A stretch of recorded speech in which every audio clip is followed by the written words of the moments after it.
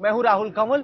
आज हम हैं कुंभ नगरी इलाहाबाद में और हमारे साथ हैं विश्व हिंदू परिषद के अध्यक्ष डॉक्टर प्रवीण तोगड़िया, जो इस हफ्ते सुर्खियों में रहे हैं अल्पसंख्यकों के खिलाफ लोगों को उकसाने वाले एक बयान को लेकर। डॉक्टर तोगड़िया, आपके खिलाफ अब एफआईआर दर्ज हो गई है, आपके अरेस्ट की बातें चल रही हैं। आपको नहीं लगता कि कहीं ना कहीं खेद प्रकट करना चाहिए आपको एक ऐसा बयान देने के लिए जो देश को और लोगों को विभाजित कर?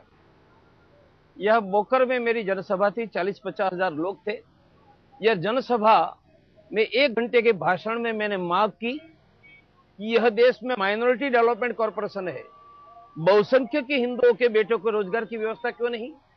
यह देश में 1,43,396 करोड़ मुसलमानों के व्यापार के लिए दिया, बहुसंख्यक के व्यापार के लिए क्यों नहीं? यह देश में 95 लाख मुसलमानों के छात्रों को फीस स्कॉलरशिप दी, हिंदुओं को क्यों नहीं? तो मैंने मांग की कि यह देश के हिंदुओं को चाहिए रोजगारी, शिक्षा, स्वास्थ्य, सुरक्षा और राम मंदिर। और मैंने ये मांग की, उनके साथ मैंने भारत के इतिहास की कुछ घटनाओं का वर्णन किया, परंतु यह देश के करोड़ों हिंदू यह मांग न करे, इसलिए एक छोटा सा कारण दिखाकर वह करते हैं। आपकी जानकारी, ये कंवल जी, पुलिस ने मेरे भाषण के बाद बैठकर एक कैसेट देखी थी। केस नहीं बनता था, परंतु वह पूर्व मुख्यमंत्री अशोक चौहान की कॉन्स्टिट्यूंसी है और यह देश का हिंदू अपने अधिकारों की मांग न करे, इसलिए हिंदुओं की आवाज दबाने के लिए कहा। और लेट मी टेल कि अब आज तक डॉक्टर तोगड़िया बोलता था, अब करोड़ों हिंदू बोलेगा कि हमें चाहिए रोजगार, हमें चाहिए शिक्षा, हमें चाहिए सुरक्षा, हमें चाहिए राम मंदिर, और हिंदुओं की आवाज को दबा नहीं सकता है। और यदि दबाने का प्रयास किया तो डॉक्टर तोगड़िया अकेला बोखर नहीं जाएगा, उनके साथ लाखों हिंदू कुछ करेंगे और उनके माथे की कैप पर होगा, टी शर्ट पर होगा, झंडे पर होगा कि मैं हिंदू हूं, तुम हिंदू हो, और यह डॉक्टर तोगड़िया की आवाज ये देश के करोड़ों हिंदुओं की आवाज बनेगी। डॉक्टर तोगड़िया, आपने जानवरों का जिक्र किया, मुस्लिम समुदाय के लोगों की तुलना आपने कुछ जानवरों से की, वो इतने मैंने किसी का नाम नहीं लिया है और बिना नाम लिए बात करता हूं। आप कोई अपने चेहरे पर चिपका देते तो मैं क्या करूं? मैंने किसी इस तरह व्यक्ति का से नाम देश नहीं के लिया एक है। समुदाय के लोगों की तुलना किसी जानवर से करना, मैंने क्या ये ठीक है? किसी व्यक्ति का नाम नहीं लिया है। नाम न मैंने लेने से क्या होता है? आवाज बुलंद की आपका संकेत और तो साफ हिंदुओं है। की आवाज उठाने का प्रयास किया, और यह देश में हिंदुओं की आवाज दबाई जाती है। वह कोकराझार होगा या शेड्यूल कास्ट की बेटी का प्रतापगढ़ की घटना होगी, यह देश में हिंदुओं की आवाज दबाई जाती है।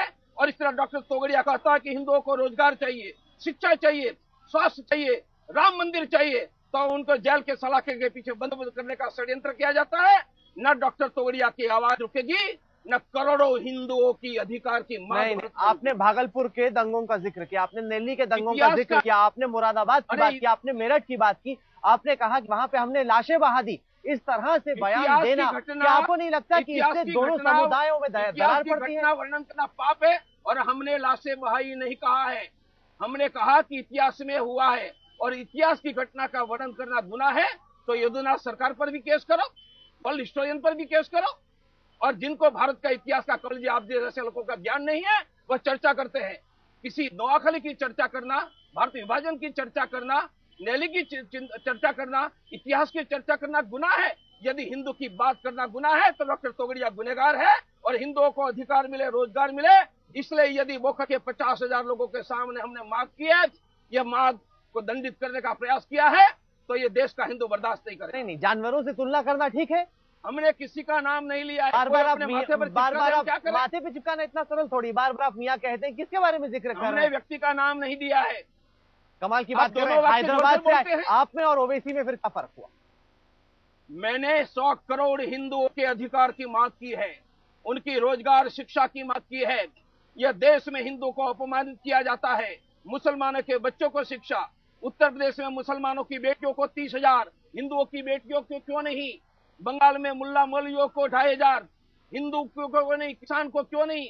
यह देश में हिंदुओं का व्यापार खत्म किया जा रहा है, उनकी नौकरियां छीनकर ओबीसी से मुसलमानों को दे रही है। आप अपनी मांग रख सकते हैं। हिंदुओं के अधिकार की आवाज बुलंद की, और हिंदुओं की अधिकार की आवाज बुलंद करना यह देश में गुनाह बना है, और इसलिए मुझ पर गलत केस किया गया है। नहीं, आप लोगों की बात रख सकते हैं, मांग उठा सकते हैं, आप लोगों को लेकिन उकसाते हैं। जिस तरीके से ओवैसी ने हैदराबाद में लोगों को उकसाने का काम किया, डॉक्टर तोगड़िया ठीक वैसा काम आपने किया। हिंदुओं की आकांक्षा की बात की है 1 घंटे के प्रवचन में, और ये आकांक्षा सुनने के लिए 50,000 लोग थे। अशोक चौहान की कॉन्स्टिट्यूंसी थी, तो वो हिल गए कि 50,000 लोग एक असेंबली में आए तो हमारा क्या होगा। और मुझे बताओ, ये देश में क्या हिंदुओं का अन्याय नहीं हो रहा है? आप बताओ, अखिलेश यादव अकेले मुसलमानों की बेटियों को 30,000 दे रहा, गलत है या नहीं? ओबीसी की नौकरियां छीनकर मुसलमानों को दे रहे हैं तो गलत है या नहीं? अकेले मुसलमान के बेटों को 95 लाख को फीस स्कॉलरशिप दे रहे हैं। ये देश के ब्राह्मण के, ठाकुर के, जाट के, कुर्मी के, वाल्मीकि के बेटों को क्यों नहीं? और यदि डॉक्टर तोगड़िया आवाज बुलंद करता है कि हम भारत में रोजगार लेकर रहेंगे, शिक्षा लेकर रहेंगे, व्यापार की चिंता करेंगे, आप मुझे बताओ, व्यापार के वहां इनकम टैक्स की रेड होती है, किसी मुसलमान के वहां देखी है क्या? सेल टैक्स की रेड मुसलमान के वहां देखी है? ये देश में लाखों हिंदू बच्चों के अपहरण हुए हैं। हिंदुओं के अलावा कितने बच्चों का अपहरण हुआ है? ये देश में बच्चों के अपहरण भी हिंदू का होगा, इनकम टैक्स की रेड भी हिंदू के यहाँ, सेल टैक्स की रेड भी हिंदू के अंदर, नौकरियां भी हिंदू की छीन लेने की, शिक्षा भी हिंदू की छीन लेने की। और डॉक्टर तोगड़िया कहता है कि हिंदू खड़े हो जाओ, लोकतांत्रिक पद्धति से एक होकर उनका उत्तर दो, अपना अधिकार मांगो। उनको जेल के सलाह से बंद कर दिया जाता है। आज तक डॉक्टर तोगड़िया बोलता था, अब देश का करोड़ों हिंदू बोलेगा, आपको नहीं लगता कि हम रोजगार लेकर रहेंगे, हम शिक्षा लेकर रहेंगे, भारत में हमारा अधिकार लेंगे, और भारत में हिंदुओं की नौकरी रोजगार की चिंता करने वाली राजनीति भारत में हम खड़ी करके रहेंगे। आपको नहीं लगता कि कानून को कार्रवाई करने की जरूरत है? सरकार को एक संदेश देने की जरूरत है कि इस तरह के बयान, वो इस समुदाय से आए या उस समुदाय से, ये किसी भी तौर से इस देश में मंजूर नहीं है। शिवाजी और औरंगजेब की तुलना करने निकले हो। जो कत्लेआम की बात कर रहा है, 15 मिनट को पुलिस हटा दो, हिंदुओं को साफ करने की बात, उनकी जगह हिंदुओं का रोजगार मांगने वाला, हिंदुओं की शिक्षा मांगने वाला, हिंदुओं के लिए राम मंदिर मांगने वाला, कोकराझार में ट्राइबल हिंदुओं के परिवार को रक्षा करने वाला, प्रतापगढ़ में शेड्यूल कास्ट की बेटी की रक्षा करने वाला हिंदू उनके सामने समान नजर में आता है। कहा तो मेरे भाइयों, आप रावण के विरुद्ध लड़ने वाले राम के साथ उनकी तुलना करके खड़े रहते हैं। लगता कि आपका दिमाग बिगड़ गया है। आपको नहीं लगता कि देश में इस वक्त जरूरत है विकास की? सब जगह जरूरत है विकास की, किस तरीके से देश को आगे बढ़ाया जा सके। अब तो बीजेपी भी उतनी राम मंदिर की बात नहीं करती जितने की पहले करती थी। मैंने प्रारंभ यह कहा कि बोकर में मैंने मांग की कि हमें चाहिए रोजी, शिक्षा, व्यापार, सुरक्षा, हमें कैसे नहीं मिल रही, हमारा कैसा चुन रहा है। और मैंने भाषण नहीं दिया। हिंदुस्तान में आज तक 50,000 छात्रों को हमारे हॉस्टल में रहकर हमने शिक्षा दी है। आज भी ट्राइबल के 1 लाख बच्चों को निःशुल्क शिक्षा दे रहे हैं। आज भी ट्राइबल बेल्ट में 25 लाख से बच्चों को 25,000 गांवों में हम शिक्षा दे रहे हैं। इसलिए देश के प्रत्येक हिंदू को रोजी मिले, शिक्षा मिले, यह संकल्पबद्ध है, हम काम कर रहे हैं। ये आपको विकास नहीं दिखाई देता? आपने मेरे साथ आओ, डांग के जंगल में, त्रिपुरा के जंगल में, नागालैंड के जंगल में हम क्या कर रहे दिखाई, आपको नहीं दिखाई देगा? क्योंकि आपने सेक्युलर चश्मे से अपनी आंखें बंद कर ली है। आपको अपनी आंखें खोलनी होगी। आपने इतना बड़ा धर्म संसद किया यहाँ पे, उसमें कई साधु संत आए, लेकिन लगता है कि अब 12 साल में एक ही बार ये मांग उठती है, उसके बाद में सब ठंडे पड़ जाते हैं, कोई मांग उठती नहीं। जिस तरह का जज्बा, जिस तरह का जुनून 80 और 90 के दशक में था, अब हिंदुस्तान में उस तरह का जज्बा है नहीं इस मुद्दे को लेकर। जिनको हिंदुओं की धार्मिक इतिहास का ज्ञान नहीं है, वह यह बात करता है। यदि हिंदुओं का जज्बा शांत होता तो 450 वर्षों के बाद भी राम मंदिर बनाने की मांग नहीं उठती। राम सेतु के लिए हिंदू बाहर नहीं निकलता, अमरनाथ के लिए जम्मू का हिंदू बाहर नहीं निकलता। जब तक यह राम मंदिर नहीं बनेगा, मांग उठती रहेगी। यह प्रश्न सिर्फ राम मंदिर का नहीं है। प्रश्न आज अयोध्या में राम मंदिर नहीं बनता है तो कल मेरा गांव का मंदिर सुरक्षित नहीं रहेगा, कल मेरी संपत्ति सुरक्षित नहीं रहेगी, कल मेरी बेटी सुरक्षित नहीं रहेगी, कल मेरा व्यापार सुरक्षित नहीं रहेगा, कल ओबीसी की नौकरियां सुरक्षित नहीं रहेगी। आप ये बातें जिन्होंने मेरा राम मंदिर तोड़ा है, उन्होंने मेरी ओबीसी की नौकरियां छीनी है। उन्होंने सिर्फ मुसलमानों की बेटियों को 30,000 दिया है। इसलिए राम मंदिर का प्रश्न सिर्फ राम मंदिर का नहीं है, यह हमारी श्रद्धा का प्रश्न है। हमारी संपत्ति की रक्षा, हमारे गांव की रक्षा, हमारे व्यापार नौकरी की रक्षा है।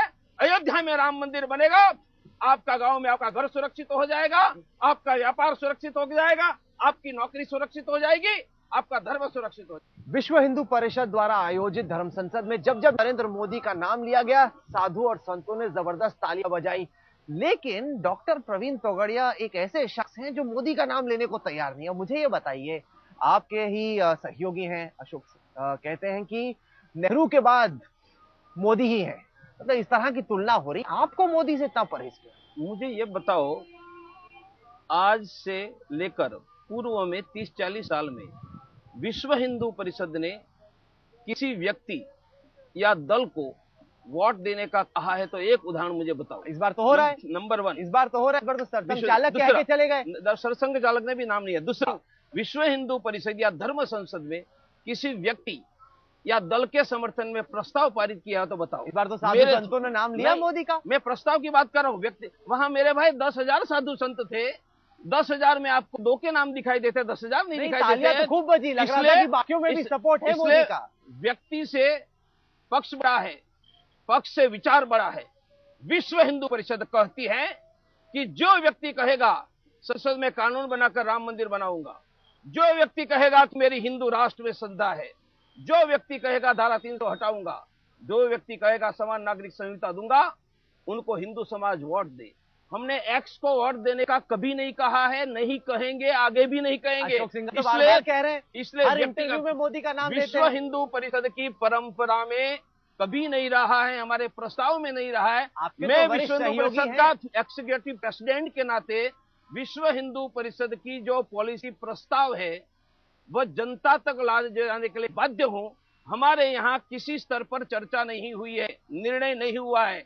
और दूसरा, ये निर्णय भारतीय जनता पार्टी को करना है, विश्व हिंदू परिषद को नहीं करना है।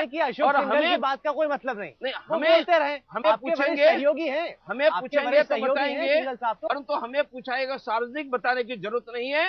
भारतीय जनता पार्टी का लीडर कौन होगा, वह निर्णय भारतीय जनता पार्टी की नेशनल एग्जीक्यूटिव करेगी, ये डॉक्टर प्रवीण तोगड़िया नहीं करेगा।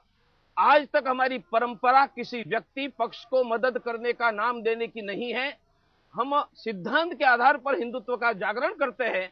वह व्यक्ति और दल कहता है कि हम राम मंदिर बनाएंगे, उनको सहयोग मिलता है, उनसे ज्यादा पॉलिसी हटने के लिए नहीं। और दूसरा, हम व्यक्ति की आकांक्षा के लिए नहीं जीते हैं, 100 करोड़ हिंदुओं की आकांक्षा के लिए जीते हैं। नहीं, आपकी तो मोदी से इतनी दोस्ती थी बीते सालों में। नहीं है, किसने कहा? आपने तय कर दिया। आपने तय कर दिया। मैं कहता हूँ कि मोदी ने कहा, मैंने कहा, मैं कहता हूँ आपने और मोदी में प्रतिस्पर्धा है कि हिंदुत्व का चेहरा कौन। आप चाहते हैं कि आप बने रहे चेहरा। आपको क्या पता कि हम दोनों की इंटरनल क्या अंडरस्टैंडिंग होगी? अरे पूरा दुनिया दूसरा ये रास्ता जानता है, और एक रास्ता डॉक्टर तोगड़िया कैप्चर करेगा, दूसरा कैप्चर करेगा, आप देखते रह जाओगे, तो आप ही फंस जाओगे। आप कह रहे हैं यहाँ से भी डॉक्टर तोगड़िया और यहाँ से भी डॉक्टर तोगड़िया है, इसलिए उनके चेहरे के पीछे भी हिंदू राष्ट्र का डॉक्टर तोगड़िया का चेहरा न निकले तो आश्चर्य मत करो। तो आप कह रहे हैं कि मोदी के पीछे भी डॉक्टर तोगड़िया का चेहरा है? मैंने कहा जो हिंदू राष्ट्र पर विश्वास करता है वह प्रत्येक व्यक्ति पर हमारा चेहरा है। कहा कि मोदी के पीछे डॉक्टर तोगड़िया जो हिंदू राष्ट्र पर विश्वास करता है उनके पीछे हमारा चेहरा है। नेताओं को कहो, बताए कि हिंदू राष्ट्र पर मेरा विश्वास है, अखंड भारत पर मेरा विश्वास है और संसद में कानून बनाकर राम मंदिर बनाएंगे, ऐसे प्रत्येक लीडर के पीछे मेरा चेहरा है। नहीं, मोदी अहमदाबाद से निकलकर दिल्ली आना चाहते हैं, उसके लिए जरूरी है कि वो हिंदुत्व के रास्ते से हट के थोड़ा एक बीच का रास्ता पकड़े ताकि उनको बाकी लोगों के यह कहना है दिल्ली का प्रत्येक रास्ता अयोध्या से गुजरता है, हिंदू राष्ट्र के गुजरता है, पर कोई अयोध्या हिंदू राष्ट्र से जो गुजरेगा उनका रास्ता हमारा रास्ता। सालों में धर्म संसद में बीजेपी के दुनिया को आते थे। अरे कंवल जी, दुनिया को झुकाया जा सकता है, या देश के 100 करोड़ हिंदुओं को मुगलों को झुकाया तो देश की राजनीति को भी झुका देगा। आप बताइए, आपके हिसाब से नरेंद्र मोदी अच्छा पीएम बन सकता है कि नहीं? मैं अच्छा पीएम या बुरा पीएम का अभिप्राय देने के लिए नहीं, मैं विश्व हिंदू परिषद की पॉलिसी व्यक्त करने के लिए हूँ। विश्व हिंदू परिषद की पॉलिसी है, जिनका हिंदू राष्ट्र राम मंदिर 370 पर श्रद्धा है, वह अच्छा पीएम बनेगा। इसलिए जो बनना चाहता है उनको कहो कि आपके आज तक पर हेडलाइन पर घोषणा करें, हिंदू राष्ट्र पर मेरी श्रद्धा है, अखंड भारत पर श्रद्धा है, संसद में कानून से राम मंदिर बनाएंगे, अपना आप हिंदू जनता का समर्थन मिल जाएगा। जिस तरह का समर्थन नरेंद्र मोदी को मिल रहा है उसको देखते हुए आपको नहीं लगता कि प्रवीण तोगड़िया अब अकेले पड़ गए हैं? प्रवीण तोगड़िया ने तो भीड़ लगा के मोदी के पीछे खड़े हैं। प्रवीण तोगड़िया ने तो अपना रास्ता तय कर लिया है साधु का। इसलिए साधु न संपत्ति के पीछे होते हैं, न समर्थन के पीछे, सत्ता के पीछे। आप भ्रम रहे हो। जो साधु के रास्ते पर निकलता है वह समर्थन की चिंता नहीं करता है, हिंदुओं के कल्याण की चिंता करता है। इसलिए चाहे तो सर कटा देता है, चाहे तो जेल में जाता है, चाहे तो कवल से भिड़ भी जाता है। अच्छा, ये बताइए कि आपको लगता है कि बीजेपी की दोबारा सरकार बन रही है? वो मुझे पता नहीं है। अगली सरकार हिंदू चाहेंगे उनकी बनेगी। यह देश में हम 10 करोड़ हिंदुओं की संकल्प शक्ति करेंगे जो देश में हिंदू राजनीति, हिंदू पॉलिटी खड़ी करेंगे, जो 100 करोड़ हिंदुओं को रोजगार, शिक्षा, सुरक्षा और राम मंदिर दिलाएगी। और अकेला भाजपा नहीं, देश के सभी दलों को हिंदुत्व के रास्ते पर लाने के लिए हम जनशक्ति के आधार पर उनको बाध्य करेंगे। आपने अपनी बात रखी डॉक्टर तोगड़िया, देश के लोगों को तय करना है कि वो आपके साथ हैं, आपके खिलाफ। आपने हमें वक्त दिया, इसके लिए बहुत बहुत